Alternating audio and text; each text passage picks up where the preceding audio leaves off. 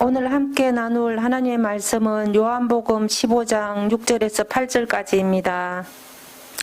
사람이 내 안에 거하지 아니하면 가지처럼 밖에 버려져 마르나니 사람들이 그것을 모아다가 불에 던져 사르느니라. 너희가 내 안에 거하고 내 말이 너희 안에 거하면 무엇이든지 원하는 대로 구하라. 그리하면 이루리라. 너희가 열매를 많이 맺으면 내 아버지께서 영광을 받으실 것이요 너희는 내 제자가 되리라. 아멘. 여러분은 주님의 제자입니까? 또 이 질문을 다양한 표현으로도 바꿔 물어볼 수 있습니다. 이를테면 여러분은 하나님의 자녀입니까? 여러분은 참으로 성령님께서 거하시는 성전으로 존재하고 있습니까? 아마도 대부분은 그렇다고 대답할 겁니다. 그렇다면 그 근거는 무엇입니까? 무엇을 이유로 하여서 우리는 주님의 제자라고 자신 있게 말할 수 있습니까?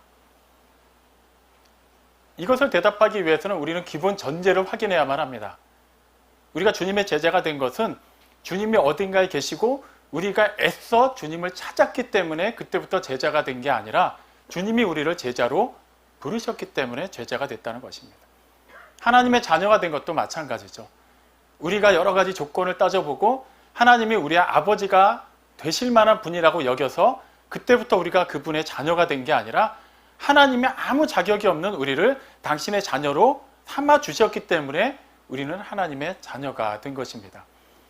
그렇기 때문에 우리 스스로가 주님의 제자라고 말하려면, 하나님의 자녀라고 말하려면 그 근거는 우리에게서 나오는 것이 아니라 우리를 자녀 삼아 주시고 제자로 부르신 삼위일체 하나님으로부터 찾아야만 합니다. 그렇기 때문에 사복음서에 나와 있는 주님의 말씀, 특히 제자들만을 위해서 주신 이 다락방 강화를 주의 깊게 살펴보고 우리에게 적용하는 것은 참으로 중요한 일이라 할 수 있습니다. 주님께서 제자들에게 특별히 명하셨던 것, 물론 여러 가지가 있습니다.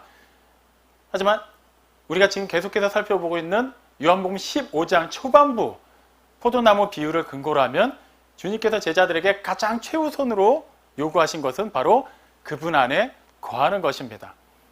우리는 이 부분을 충분히 머리로는 알고 있고 많이 들었음에도 불구하고 유독 이 부분에 대해서 많은 오류를 범합니다. 우리식으로 해석하기 때문이죠. 제가 처음으로 영국에 가서 처음으로 묵었던 숙소는 우리한테는 일반적으로 알려져 있지 않은 아침 식사가 나오는 영국 가정집이었습니다. 한국에서 떠나기 전에 이왕이면 현지인들의 그런 문화를 조금 더 실제적으로 체험하기 위해서 그걸 호텔이 아니라 일반 식사가 나오는 가정집을 예약을 했는데 그때 제가 본 조건은 딱 하나였습니다. 꼭 크리스천이어야만 할 것. 그러니까 현지 시간으로 토요일날 도착을 하기 때문에 그 다음날 영국 교회를 가기 위해서는 이왕이면은 영국 교인들 집에 머무는 것이 그들과 함께 교회 가는데 조금 더 용이하다고 여겼기 때문입니다. 도착한 날은 시차 적응이 되지 않아서 그냥 초저녁부터 잠이 들었어요. 그리고 늦은 밤에 깼습니다. 그리고 아침이 될 때까지 기다렸어요. 아침 식사를 하고 처음으로 영국교회를 가면 어떤 식으로 예배를 드릴까? 뭐 그런 여러 가지 설레이는 마음이 있었습니다. 드디어 아침이 되었고 이제 식사하라는 그 노크 소리를 들었습니다. 나가보니까 식탁에는 제가 먹는 그 음식만 준비되어 있었어요. 아마도 이제 외국에서 이제 막 온 손님이다 보니까 좀 편하게 식사하라고 저만을 위해서 준비했다고 생각을 했습니다. 저는 식사를 하고 다시 이제 방에 가서 이제 씻고 준비를 하고 기다리고 있었어요. 근데 시간이 계속 흘러가는데 인기척이 들리지가 않는 거예요.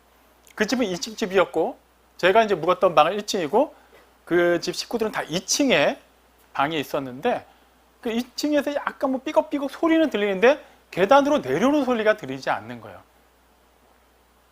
제가 생각할 때는 영국교회도 한국과 비슷하게 흔히 말하는 대예배 시간이 점심시간 전, 한 11시 전후가 되지 않을까 싶은데 11시가 다 돼가는데도 아무도 내려오지 않는 거예요. 아, 영국은 조금 늦게 예배를 드리나 보다. 계속 기다렸습니다. 12시가 다 될 때쯤에서야 그 집 식구들이 내려오기 시작하는 거예요. 저는 드디어 교회를 가는 줄 알고 이제 성경책을 딱 준비하고 그들을 맞이하러 나갔어요. 깜짝 놀랐습니다. 그들은 잠옷 차림 그대로였어요. 아무 준비가 되어 있지 않은 거예요. 그리고는 저한테 인사를 하고 나서는 뭐 늦은 아침이라고 해야 될지 이른 점심이라고 해야 될지 이제 자기들의 그 식사를 준비해서 이제 먹기 시작했습니다. 저는 원래 계약상 아침 식사만 제공받는 거였기 때문에 다시 이제 방에 들어가서 기다리고 있었죠. 아마 그 식사가 끝나면 그들은 교회를 갈 거라고 생각했기 때문입니다. 식사가 끝난 것 같은데 그 다음에 들리는 소리는 뭐 TV 소리가 들리는 거예요. 다시 나가봤어요. 그 가족들이 다 소파에 앉아서 TV를 보고 있는 겁니다. 이거 뭔가 좀 잘못됐다 싶어서 이제 물어봤죠. 교회 가지 않습니까? 당연하다는 듯이 얘기합니다. 우린 교회 안 갑니다. 분명히 저는 한국에서 예약할 때 크리스천 가정을 예약했는데 이거 뭔가 예약에 문제가 생겼던 것 같아요. 당신들 크리스천 아닙니까? 라고 물었더니 맞다는 거예요. 그 당시만 해도 제 생각에 크리스천, 즉 그리스도인이 주일날 교회를 안 가는 것은 좀 상식적으로 받아들여지지가 않았어요. 그래서 저는 자연스럽게 물었습니다. 크리스천인데 왜 지금 교회를 안 가나요? 원래 안 갔대요. 그런데 크리스천이 맞다고 합니다. 어이가 없었죠. 이미 시간상 좀 늦은 것 같고 저도 그냥 자연스럽게 그들과 함께 자리하면서 여러 가지를 물어봤습니다. 나는 분명히 한국에서 올 때부터 이왕이면 크리스천 가정을 예약을 했고 당신들도 지금 스스로 가리켜 크리스천이라고 얘기하는데 어떻게 교회를 안 갈 수가 있는가? 그래서 막 설명을 해주는 거예요. 태어났을 때 뭐 유아세를 받았고 어릴 때는 교회를 다녔대요. 교회는 안 다니지만 결혼식은 또 교회에서 이제 치렀다고 합니다. 그리고 그들이 속한 그 영국이 국교가 그 나라에 공인된 종교가 성공회예요. 그러니까 개신교의 한 분파입니다. 그렇기 때문에 그들은 다른 종교를 믿지 않으면은 자신들을 가리켜서 스스로 크리스천이라고 부른다고 말합니다. 그러니까 제가 생각한 크리스천과는 완전히 개념이 달랐던 거죠. 이미 이제 교회 가기는 그런 거예요. 뭐 혼자서 어디를 찾아갈 수도 없고. 그래서 이제 또 다른 질문들을 막 하다 보니까 어떻게 보면 조금 민감한 질문일 수도 있는데 다음 같은 질문 던졌습니다. 그렇다면 당신들은 나중에 세상을 떠났을 때 무엇을 근거로 천국에 갈 수 있다고 말할 수 있는가? 천국에 갈 수 있는 확신이 있는가? 근데 당당하게 얘기하는 거예요. 천국에 갈 수 있다. 근데 그 이유는 앞서 말한 그 내용 그대로입니다. 유아 세례를 받았고 어릴 때 교회를 다녔고 교회에서 결혼식을 올렸고 그리고 기독교가 공인된 국가의 국민이고 그게 이유라는 거예요. 저로서는 납득할 수가 없었습니다. 근데 생각해 보니까 정도의 차이는 있지만 꼭 그 정도까지는 아니지만 우리 한국 내에서도 스스로를 그리스도인이라고 말하는 사람들 가운데도 얼마든지 그와 같은 이유로 자신이 그리스도인이라고 말하는 사람들이 적지 않다는 것을 우리는 부인할 수 없습니다. 제가 그동안 여러 군데에서 사역을 하면서 성경 공부를 할 때 꼭 한 번씩 묻는 질문이 있었어요. 이 설교를 시작하기 전에 했던 그 질문입니다. 여러분은 주님의 제자입니까? 여러분은 구원 받았습니까? 여러분은 하나님의 자녀입니까? 다 그렇다고 해요. 그럼 그 이유가 무엇입니까? 다양한 이유들이 나와요. 근데 의외로 이런 대답들이 많이 나옵니다. 저는 모태신앙입니다. 저는 오랫동안 신앙생활을 했습니다. 저는 이 교회 개척 멤버입니다. 보시는 바와 같이 저는 집사요, 장로요, 권사입니다. 보통 그런 걸 이유로 많이 들어요. 더 나아가서는 우리 집안에 목사가 몇 명 있고 장로가 몇 명이 있습니다. 좋습니다. 다 칭찬할 만한 일들이에요. 근데 그것과 우리가 주님의 제자라는 것이 어떤 관계가 있는 거죠? 그 일은 그 일인데 정말 우리가 주님의 제자라는 게 그것과 어떤 상관이 있냐라는 거예요. 여러분은 어떻게 생각하십니까? 혹시라도 여러분들 가운데도 그러한 이유 때문에 자신이 그리스도인이라는 것을 증명하고 있다면 우리는 이 시점에서 분명하게 생각해 봐야만 합니다.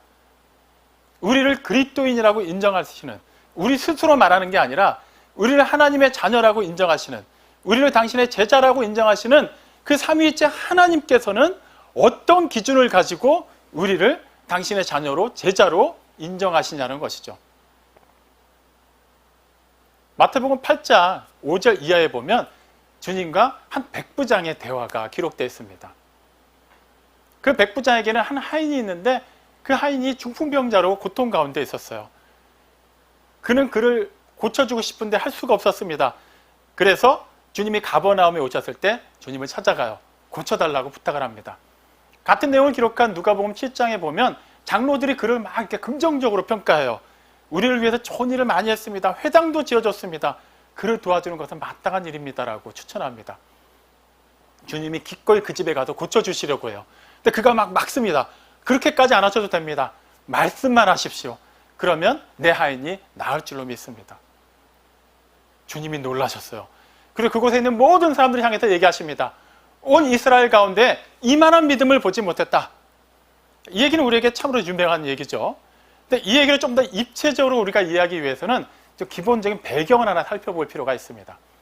자, 이 백부장, 이름을 알 수 없는 이 백부장은 로마 군대 지휘관이에요. 100명의 군사를 지휘하고 있는 지휘관인데 당연히 로마 사람입니다. 물론 장로들에게는 칭찬받을 만한 사람이라고 하지만 보편적인 유대인들, 특히 정통 유대인들 사이에서는 그래봤자 로마 사람이에요. 무슨 말이냐 하면 유대인들에게는 뼛속 깊이 선민의식이 자리하고 있죠. 아브라함의 후손이라는 이유만으로 하나님께서 아브라함과 맺으신 그 언약이 그들에게는 영원히 유효하다고 생각을 했어요. 하나님의 복, 영원한 하나님의 나라, 하나님의 그 생명은 그들만의 것이라고 생각을 했기 때문에 그 언약 밖에 있는 사람들, 흔히 말하는 이방인들은 전혀 그것과 상관이 없다고 여겼습니다. 그래서 그들과 같은 핏줄이 섞였음에도 불구하고 혼혈민족이라는 이유만으로 사마리아인도 그들이 그렇게까지 터부시한 거예요. 감히 우리와는 같이 할 수 없는 그런 추한 이방인이라고 생각을 했어요. 그러니까 백부장이 설사 그 가버나움 동네에서 많은 좋은 일을 했다 하더라도 유대인들의 마음 한구석에는 그래봤자 이방인이라고 여겨지는 사람이었어요. 그런데 주님이 그 이방인을 향해서 온 이스라엘 사람들보다 믿음이 더 좋다고 얘기하신 겁니다. 제자들뿐만 아니라 그곳에 모여있는 유대인들이 다 충격을 받았을 거예요. 아무리 그래도, 아무리 그가 우리를 위해서 좋은 일을 많이 했다 하더라도 믿음의 측면에서 본다고 하면은 그래도 우리가 하나님 앞에 더 인정받아야 되는데 어떻게 이방인의 믿음이 더 좋을 수가 있을까? 근데 주님의 말씀은 거기서 끝나지 않습니다. 그 다음 얘기가 더 충격적이에요. 동서로부터 많은 사람들이 와서 아브라함과 이삭과 야곱과 함께 천국에 앉아 있을 것인데 정작 그 후손들은 어두운 데 쫓겨나서 슬퍼하며 이를 갈 것이라고 말씀하셨어요. 앞의 말씀이 그냥 충격적인 말씀이라면 이 말씀은 그냥 폭탄 선언이죠. 이방인보다 믿음이 더 낫지 못하다는 것만으로도 자존심이 상해 죽겠는데 아예 그들은 아브라함의 후손, 언약 가운데 있는 그들은 아예 천국에 들어가지도 못한다고 말씀하고 계시는 거예요. 얼마나 놀랐을까요? 혈통만으로는 절대 하나님의 자녀가 될 수 없다는 거예요. 인간의 혈통을 따라서 그 전통만을 가지고서는 결코 주님의 제자가 될 수 없다는 것을 말씀하신 것이죠. 자, 그렇다면 그들보다 조금 더 나은 사람들, 조금 더라고 말하기에는 훨씬 나은 사람들이면은 충분히 주님의 제자라고 말할 수 있을까요? 자, 그 앞선 마태복음 7장 21절에서는 주님께서 나더러 주여 주여 하는 자마다 다 천국에 들어가는 것이 아니라고 말씀하십니다. 다만 하늘에 계신 내 아버지의 뜻대로 행하는 자라야 들어갈 수 있다고 말씀하시죠. 여기서 말하는 주여 주여 하는 사람들은 단지 그냥 기도할 때 주님의 이름을 부르는 사람들을 말하지 않습니다. 주님께서 그 다음에 부연하세요. 그들이 내 이름으로 선지자 노릇을 하고 귀신을 쫓아내고 많은 권능을 행하지만 그럼에도 불구하고 그들은 천국에 들어가지 못한다라고 말씀하십니다. 그 말씀하시기에 앞서서 마태복음 7장 20절에서는 그 사람은 그 사람의 열매를 통해서 알 수 있다고 말씀하셨어요. 열매. 우리가 지금 요한복음 15장을 통해서 살펴보고 있는 그 주제죠. 자, 열매를 통해서 알 수 있다고 말씀하시면서 그들이 주님의 이름으로 선지자 노릇을 하고 귀신을 쫓아내고 많은 권능을 행하셨다고 말씀하셨어요. 그렇다면 그들에게서 맺힌 열매는 바로 그와 같은 사역 현장에서의 결과적인 그런 여러 가지 일들이죠. 어떻습니까? 그 열매 무시할 만한가요? 결코 그렇지 않아요. 그냥 우리 입장에서 지금 우리 수준에서 생각해도 귀신을 쫓아내고 선지자와 같은 그런 사역을 하고 많은 권능을 행한다고 하면 보통 사람들의 수준이라고 말할 수 없겠죠. 충분히 그들은 귀한 열매, 놀라운 열매를 맺는 사람들이라고 말할 수 있습니다. 근데 주님은 그들의 그 열매를 인정하지 않으셨어요. 굳이 표현하자고 하면은 그들은 탐스러운 포도를 맺은 것 같지만 실제로 그들을 맺은 열매는 먹을 수 없는 들포도와 같다고 말씀하신 것이죠. 근데 그것을 어떤 맥락으로 말씀하십니까? 내 아버지의 뜻대로 행하지 않았다라고 말씀하세요. 요한복음 15장 5절에서 주님은 분명히 말씀하시죠. 나는 포도나무요, 너희는 가지라. 그가 내 안에, 내가 그 안에 거하면 사람의 열매를 많이 맺나니 너희가 나를 떠나서는 아무것도 할 수 없느니라. 그러면서 이어지는 6절에서 뭐라고 말씀하십니까? 나를 떠난 자들, 내 안에 거하지 않는 자들은 그냥 마른 가지, 버려진 가지와 같다. 그 결과는 어떻게 됩니까? 그냥 모아져서 불에 들어가는 것밖에는 없는 거예요. 그냥 그 하나로 그냥 끝나는 겁니다. 멸망하는 거예요. 다시 한번 정리해보죠. 주님 안에 거하는, 그러니까 포도나무에 참으로 붙어있는 가지만이 열매를 맺을 수가 있어요. 근데 그 열매만이 하나님께서 인정하신다고 말합니다. 근데 우리가 생각할 때는 그러니까 주님의 이름으로 선지자 노릇하고 귀신 쫓아내고 권능 행한 사람들이 열매를 맺은 거 아닌가요? 근데 주님이 그들의 열매를 인정하지 않은 이유는 그들이 하나님의 뜻대로 행하지 않았다라는 거예요. 이 두 가지 말씀을 접목하면 어떤 결론이 나오나요? 우리를 향한 하나님의 뜻, 우리를 자녀라고 부르시는 하나님의 뜻, 우리를 제자로 부르시는 하나님의 뜻은 우리가 주님 안에 거하는 것이어야만 가능하다는 것이죠. 주님을 벗어나서 사람들 사이에서 볼 때 아무리 그럴싸한 열매를 맺어도 그것은 결코 하나님께 인정받지 못한다고 말씀합니다. 인정받지 못하는 것으로 끝나나요? 아니에요. 그것은 그 결과가 불 가운데 던져진다는 것이기 때문에 우리는 이것을 상당히 심각하게 받아들여야만 합니다. 지금 이 말씀은 주님이 누구에게 하고 계시는 거예요? 요한복음 15장 말씀을 제자들에게 하신다는 것을 반드시 기억해야만 합니다. 지금 주님은 몇 시간 후면은 잡히실 거예요. 그러면 그 다음부터는 다시는 지금과 같이 아니면 그전과 같이 제자들과 함께 하실 수가 없습니다. 1분 1초가 굉장히 소중한 시간이죠. 정말 그들이 알아야 되는 중요한 말씀만을 전하셔야 되는데 굳이 그 상황에서 이 말씀하셨다면 의미가 무엇입니까? 제자들이 반드시 들어야만 한다는 거예요. 단지 제자라는 이유만으로 구원은 따놓은 당상이고 영원한 생명에 대해서는 전혀 의심할 필요가 없다라고 생각한다면, 그것이 맞다면 주님이 굳이 그 얘기를 제자들에게 하실 필요가 없어요. 그는 이방인들에게 필요한 얘기예요. 너희들 지금이라도 믿어야 된다. 이렇게 얘기하셔야 되는데 제자들에게 주신 말씀이에요. 우리는 이미 이 뉘앙스를 알 수가 있죠. 불과 몇 시간 전만 해도 그들 가운데 한 명이었던 가룟 유다가 떠났습니다. 3년이 넘게 제자들과 똑같은 포지션에 있었지만 결국 그는 하나님의 자녀가 아니었어요. 주님의 참된 제자가 아니었습니다. 사람들이 보기에는 정말 신뢰할 만한 제자였지만 실제 하나님께는 인정받을 수가 없는 버려진 가지와도 같았죠. 그렇기 때문에 제자들이 알아야만 합니다. 그들도 주님께 붙어 있지 않다면, 주님께서 명하신 그대로 그 포도나무이신 주님께 가지로서 거하고 있지 않다면 그들 또한 얼마든지 하나님으로부터 버림받을 수 있다는 것을 말이죠. 우리가 여기서 좀 더 중점적으로 봐야 되는 것은, 그렇다면 나도 버림받을 수 있다는 얘기인가? 지금 내가 가지고 있는 이 구원의 확신이 그냥 인간적인 생각인가? 나의 개인적인 확신일 뿐인가? 이거를 생각하는 것이 아니라 우리에게 주어진 그 책임을 생각하면 되는 거예요. 주님 안에 거하는 것 말이죠. 우리는 이 부분에서 많은 실수를 합니다. 그냥 단지 우리가 무엇을 열심히 하는 것, 그것을 가지고서 내 스스로가, 나 자신이 주님 안에 거하고 있다고 생각을 해요. 하지만 주님께서 우리에게 명하시는 것은 그 열매가 아니라 당신 안에 거하는 것이라는 것. 우리는 자꾸 열매로 뭘 증명하려고 해요. 그 열매를 우리가 맺는다고 생각하기 때문이죠. 하지만 실상은 우리는 거할 뿐이고 우리를 통해서 주님께서 열매를 맺게 하시는 겁니다. 그렇기 때문에 우리는 그 부분에 대해서 자세히 살펴봐야만 해요. 똑같은 신앙 공동체 안에서도 첨예하게 다른 신앙생활을 할 수가 있습니다. 같이 찬양을 불러요. 근데 누군가는 그냥 아무 생각 없이 그냥 가사 보면서 따라서 부를 뿐입니다. 하지만 누군가는 그 가사 하나하나의 그 의미를 새기면서 부를 수가 있어요. 똑같이 헌금을 해요. 누군가는 아까워하면서 막 계산하면서 억지로 할 수 있습니다. 하지만 누군가는 기꺼이 기쁜 마음으로 자원해서 드릴 수가 있어요.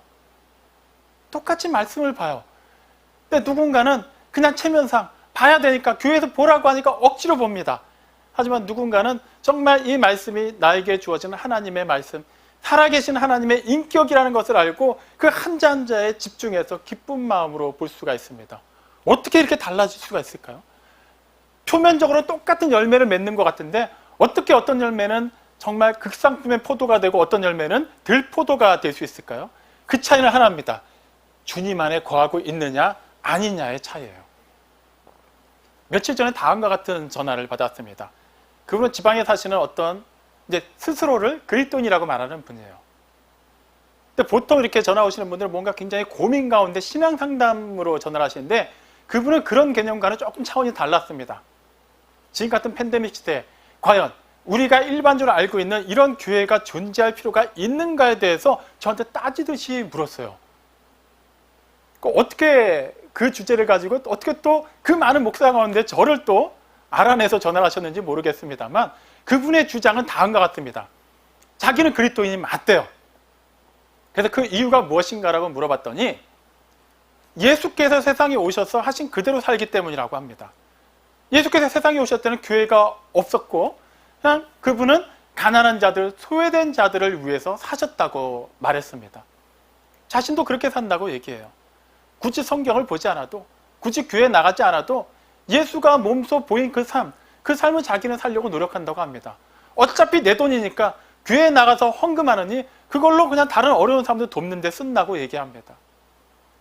어차피 요한복음 3장 16절 하나에 모든 게 다 들어가 있으니까 자기는 다른 성경 말씀을 굳이 찾아보지 않는다고 얘기합니다. 교회라는 것은 하나의 제도일 뿐이고 사람들을 위한 것이지 정말 세상을 위해서 존재해야 되는 교회는 그런 차원의 교회가 아니라고 생각해서 자신은 굳이 교회 출석하는 것을 이렇게 동의하지 않는다고 얘기했습니다. 그러면서도 마지막까지 그가 주장한 것은 그렇기 때문에 자기는 참다운 그리스도인이라고 얘기하는 거예요. 자, 이거에 대해서 어떻게 얘기할 수 있겠느냐? 당신의 의견은 무엇이냐라고 저에게 물었습니다. 자, 흥미로운 주제였어요. 여러분은 어떻게 생각하십니까? 여러분도 혹시 그렇게 생각하시나요? 인본주의 관점에서 보면 충분히 그렇게 생각할 수 있어요. 어쨌거나 하나님께서 이 땅에 나라는 존재를 있게 하신 것은 나에게 의지를 주시고 나에게 그 사고를 주시고 나에게 어쨌거나 살 수 있는 그런 힘을 주셨기 때문에 내가 이렇게 살아있는 것인데 그렇다면 당연히 나는 그 의지를 선한 곳에 쓰면 되는 것 아닌가? 그게 정말 나를 이 땅에 있게 한 하나님의 뜻이 아닐까라고 말할 수 있어요.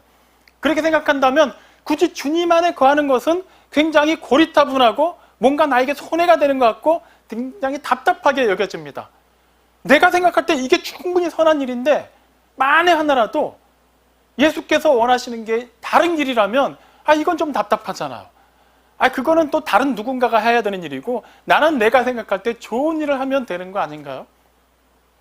그리고 심지어 다음과 같은 얘기도 했어요. 서로 사랑하는 거에 대해서도 그의 생각은 좀 달랐습니다. 굳이 남에게 패기치지 않고 내 앞가림만 잘한다면 그게 결과적으로 남을 사랑하는 거 아닌가? 누군가가 나 때문에 신경을 써야 되고 나 때문에 그의 시간과 에너지를 쓰지 않게 하는 것만으로도 그를 내가 존중하고 사랑하는 거 아닌가? 그럴싸했어요. 정말 그럴까요? 예배를 굳이 드릴 필요가 있나요? 그냥 내 마음속으로만 믿으면 되는 거잖아요. 굳이 말씀 볼 필요가 있나요? 아까 그 사람이 말한 것처럼 그냥 요한복음 3장 16절 하나만 외우고 있으면 되지 않을까요? 굳이 그 기도가 그 기도고 어쩔 때 보면 내 기도를 자세히 살펴보면 주문 외우는 것과 별 차이가 없는데 그럴 거면 삶이 곧 기도니까 그냥 성실하게 착하게 살면 되지 않을까요? 우리도 그렇게 생각할 수 있어요. 자, 그렇다면 우리는 기본적인 전제를 대입해서 그걸 다시 한번 해석해 봐야만 합니다. 정말 우리가 주님 안에 거하고 있다면 정말 나 자신이 그리스도인이라고 주님의 제자라고 자신있게 말할 수가 있다면 자, 그 상황에서 다시 한번 볼게요. 내가 정말 주님 안에 거하고 있는데 그 거하고 있는 상황이 그 정말 신령한 은혜가 오히려 이 예배 때문에 깨지고 오히려 더 시험이 든다면 그런 예배는 안 드리는 게 맞습니다. 정말 내가 주님 안에 거하고 있고 주님이 내 안에 거하고 있는 상태에서 헌금하는 것이 자꾸 나를 시험 들게 한다면 헌금 안 하는 게 돼요. 훨씬 나아요. 굳이 내가 말씀을 보면서 그냥 복 받기 위해서 어느 구절을 찾아야만 하고 뭔가 기도하지 않으면 안 좋은 일이 일어날 것 같아서 기도하고 있다면 주님 안에 거하고 있는 상태에서 그런 것들이 오히려 나에게 거치는 돌이 된다면 기도할 필요 없어요. 말씀 보지 마세요. 근데 그게 우리에게는 훨씬 이롭습니다. 하지만 여기서 우리가 분명한 것은 짚고 넘어가야겠죠. 우리가 주님의 제자가 된 것은 다시 한번 확인하죠. 주님이 우리를 부르셨기 때문이에요. 우리가 무엇을 해서 주님이 원하시는 조건을 충족시켰기 때문에 주님의 제자가 된 게 아니에요. 아무 조건이 없고 아무 자격이 없는 우리를 주님이 제자로 삼아주셨어요. 감히 하나님께 나아갈 수도 없는 허물과 죄로 오염되고 썩어서 완전히 버림받은 우리를 하나님이 품어주시고 깨끗하게 하시고 당신의 자녀로 삼아주셨습니다. 그 다음부터는 순서가 바뀌는 거예요. 우리가 무엇을 해서가 아니라 우리가 무엇이 되었기 때문에, 누구로 말미암아? 우리 주 예수 그리스도로 말미암아 하나님의 자녀가 되었기 때문에, 그분의 제자가 되었기 때문에, 성령님이 거하시는 성전이 되었기 때문에 우리는 그 성전의 삶을, 제자의 삶을, 하나님의 자녀의 삶을 사는 것입니다. 주님이 제자들에게 뭐라고 말씀하셨어요?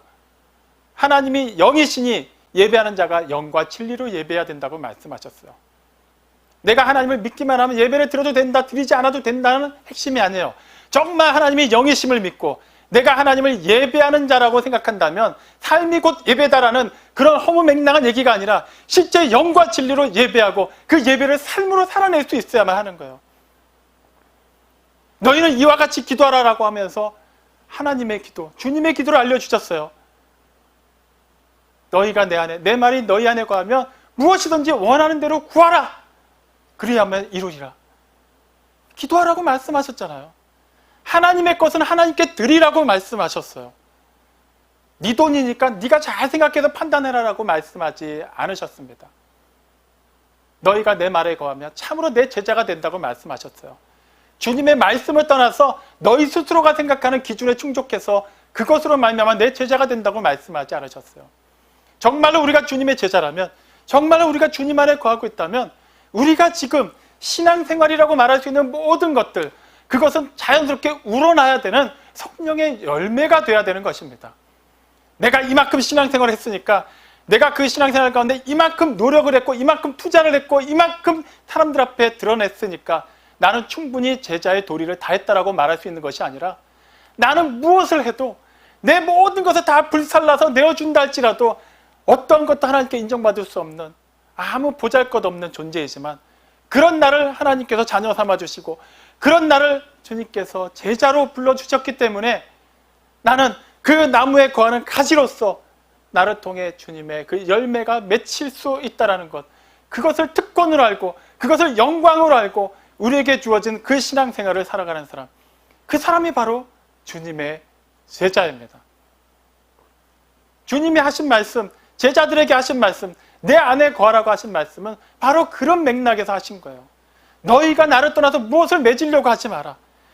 내 말이 너희 안에 정말로 거하고 있다면, 너희가 내 안에 거하고 있다면, 그렇게 상호 내주하고 있다면 내가 열매를 맺게 할 것이다. 너희는 그저 내 안에 거하기만 하여라. 우리는 어떻습니까? 정말 주님의 말씀을 벗삼아서 이 어두운 세상을 살아가면서 그 주님의 말씀을 그 조명 삼아서 살아가고 있나요? 어떠한 상황 가운데서도 내 안에 계시는 하나님께서 또 내 안에 또 살아서 역사하시는 그 인격이신 말씀이 그 모든 상황에 그런 근본이 되고 그런 모든 이정표가 되고 있습니까? 우리가 잘 살펴봐야 되는 것은 어떤 열매를 맺느냐가 아니에요. 각자에게는 그 믿음의 분량이 다 있습니다. 주인이 달란트를 줄 때도 누군가한테는 5달란트, 누군가한테는 3달란트, 누군가한테는 1달란트 줬어요. 그건 주인이 결정하는 거예요. 각자의 그 능력에 따라서 충분히 그렇게 할 수 있는 사람들에게 그렇게 주는 거니까 우리는 그걸 비교할 필요 없어요. 누군가는 이만큼 하는데 나는 그건 중요하지 않아요. 내가 주님 안에 거하고 있고 그가 주님 안에 거하고 있다면 주님께서 그 사람을 통해 나를 통해서 또 분명히 필요한 성령의 열매를 맺으실 것이기 때문입니다. 우리가 확인해야 되는 것은 과연 우리가 맺는 그 열매, 그러니까 우리를 통해서 맺히는 그 열매가 생명의 열매냐는 것이에요. 빌립보서 4장 13절 너무나도 유명한 말씀이죠. 바울의 고백입니다. 내게 능력 주시는 자 안에서 내가 모든 것을 할 수 있다. 그 말씀 참으로 우리에게 큰 힘이 되고 있어요. 자, 이 열매라는 측면에서 보면은 바울은 정말 대단한 열매를 맺은 하나님의 사람입니다. 그와 같은 사도가 없죠. 그렇게 역동적으로 복음을 전하고 그렇게 많은 교회를 세우고 그렇게 신실하게 하나님의 말씀을 전한 종도 없을 것입니다. 굳이 우리랑 따지자면 그가 맺은 열매는 정말 대단하다고 말할 수 있어요. 그런데 바울이 말한 그 빌립보서 4장 13절 말씀이 어디서 출발했냐면 로마의 감옥에서 출발했어요. 바울은 그때 로마의 감옥에 갇혀있는 상태에서 빌립보서를 기록했습니다. 세상적인 기준에서 한번 살펴볼까요? 열매? 그에게서 열매를 판단하려고 한다면 그는 일단 그 감옥에 있으면 안 돼요. 정말 그가 모든 일을 할 수 있다고 말한다면 즉 감옥에 있으면 안 되죠. 감옥에서 나와야 되는 거 아닌가요? 정말 그가 열심히 기도해서 감옥 문이 열리든지 아니면 그에게 씌워진 그런 죄가 모두 다 이제 자유롭게 해소되어서 그가 자유인의 몸으로 다시 기존과 같이 힘차게 복음을 전하든지 그렇게 해야만 그는 모든 일을 할 수 있다고 말할 수 있지 않을까요? 자신이 지금 감옥에 있는 상태도 누구를 향해서 서신을 쓰고 누구에게 하나님을 믿으라고 말할 수 있을까요? 아니, 하나님 믿다가 다 저렇게 살아야 된다고 하면 누가 오히려 그 말을 믿을 수 있을까요? 심지어 그는 육체의 가시를 안고 있었어요. 모든 일을 할 수 있다는 사람이 어떻게 자신의 몸에 있는 그 육체의 가시도 해결하지 못하고 그렇게 쩔쩔매야만 할까요? 그런데 그는 그 감옥에서 에베소서, 빌립보서, 골로새서, 빌레몬서 이 영감이 충만한 서신들을 기록했습니다. 그는 감옥에 있는 것이 중요한 것이 아니라 그에게 능력 주시는 자 안에서 그가 할 수 있는 최선을 다했어요. 그는 그저 열심히 주님께 붙어 있었습니다. 주님께서는 그를 그 전도의 현장에서 성령의 열매를 맺게 하셨어요. 그가 세운 교회에서 하나님의 말씀을 전하는 그 현장에서 열매를 맺게 하셨습니다. 심지어는 감옥에서도 열매를 맺게 하셨어요. 환경이 문제가 아니에요. 상황이 문제가 되지 않아요. 주님께서 그를 택하셨고 그가 주님 안에 거하고 있기 때문에 그 모든 것을 초월하여서 주님의 열매가 그를 통해 맺힐 수 있게 된 것입니다. 사랑하는 성도 여러분, 우리는 이 부분을 다시 한번 확인해 봐야만 합니다. 다시 묻습니다. 여러분은 주님의 제자입니까? 하나님의 자녀입니까? 그렇다면 무엇이 그렇게 대답할 수 있는 근거가 되고 있습니까? 맞습니다. 우리는 주님 안에 거하고 있기 때문에 주님의 말씀이 우리 안에 거하고 있기 때문에 그렇게 상호 내주하기 때문에 우리는 무엇인지 원하는 것을 구할 수 있는 하나님의 사람이 되었습니다. 기존에 우리는 앞에 것을 다 뺐어요. 다 빼놓고 그냥 원하는 것을 열심히 구했어요. 그래서 우리는 자꾸 시험 들었습니다. 분명히 원하는 것을 구하면 이루어진다고 했는데 이루어지지가 않아요. 두들기면 된다고 했는데 찾으면 된다고 했는데 구하면 된다고 했는데 좀처럼 찾을 수가 없어요. 구해지지가 않아요. 문이 열리지가 않습니다. 왜 그랬을까요? 네, 우리가 주님 안에 주님의 말씀이 우리 안에 거하지 않았기 때문이에요. 다시 한번 주님께서 우리에게 명령하신 이 말씀을 주의 깊게 진지하게 받아들이시길 바랍니다. 우리가 진실로 주님 안에 거하고 있다면 우리는 원하는 것을 다 구할 수가 있습니다.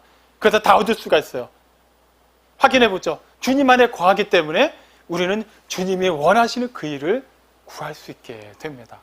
주님이 기뻐하시는 그 일은 반드시 이루어질 거예요. 우리가 왜 그리스도인이라고 하죠? 단지 교회 다니기 때문인가요? 아니요. 교회 다니는 사람, 교회 출석하는 사람, 교회 등록한 사람은 교인이라고 얘기합니다.